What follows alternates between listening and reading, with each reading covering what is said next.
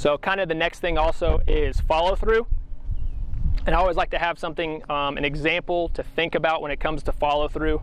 Follow through is something that is all related to access and the power that you have pulling through your body. And you want to make sure that you continue on that access whenever you're releasing after the disc is out of your hand. So if I'm reaching out and I'm throwing, a big right to left shot and I'm coming through here, you can see my body is kind of leaned over a little bit. I always try to tell people to think of a hula hoop around your body. So if it's nice and flat and you're standing straight up and down, the hula hoops is also going to be nice and flat, straight up and down. If you lean over just a little bit, the axis of the hula hoop is also going to bring up. So once your hand is kind of a little bit lower on your body with the big right to left shot, once you pull through and that hand is coming slightly upward, your hand has to continue on that movement the entire way through. And so that was something, who had the question about release? Did you have the question about keeping it low?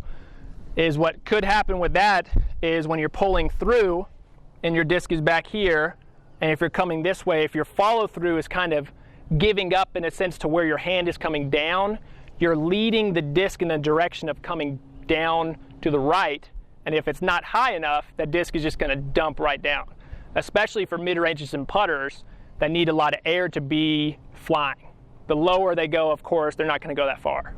So if you fix the wrist and your follow through to where you're having that release angle and continuing nice and up, I think the discs are going to fly a lot farther because you get more air underneath them.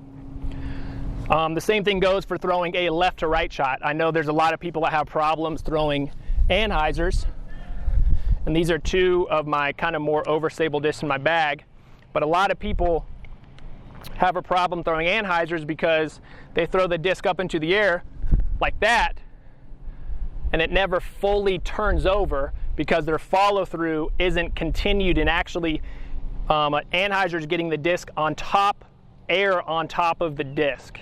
So if you're not following through and coming across your body and finishing your hand over, that disc is just going to go up into the air, stall, and then drop down to the ground. You have to make sure, and here's an example of more of a follow through. I'm going to be almost, I think of in the back of my hand, I call it pulling the disc, because I'm actually bringing my hand down this way and leaning my body a lot more back.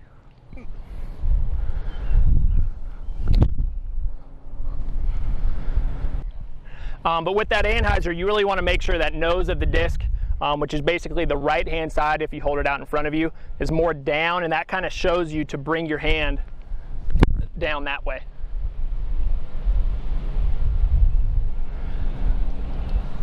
Does that make sense? Does anybody have any questions with that?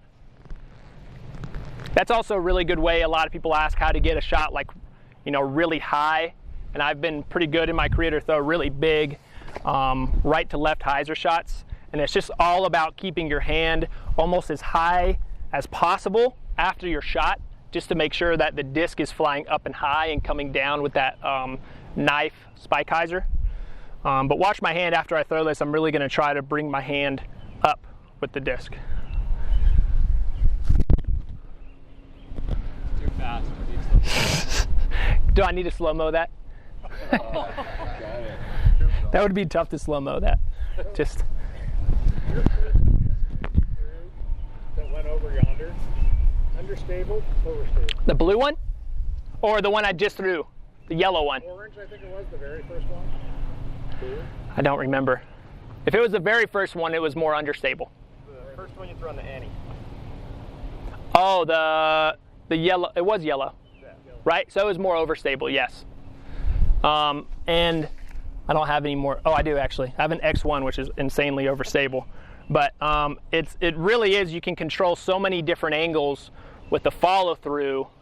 A good example is the X1 being thrown on a hard Anheuser and making sure to follow through correctly. You can get a lot more of a different flight out of it to really force it over to the right and then have a very late fade with the disc. So you see a lot of players throw this if they're looking for something very low ceiling that they have to keep the nose down on, so they're going to throw something more overstable to kind of force that angle to stay low and maybe a little bit to the right, then have a lot of a skip and come back to the left.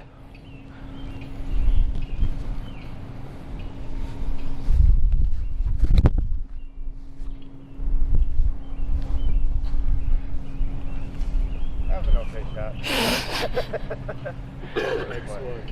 Yeah.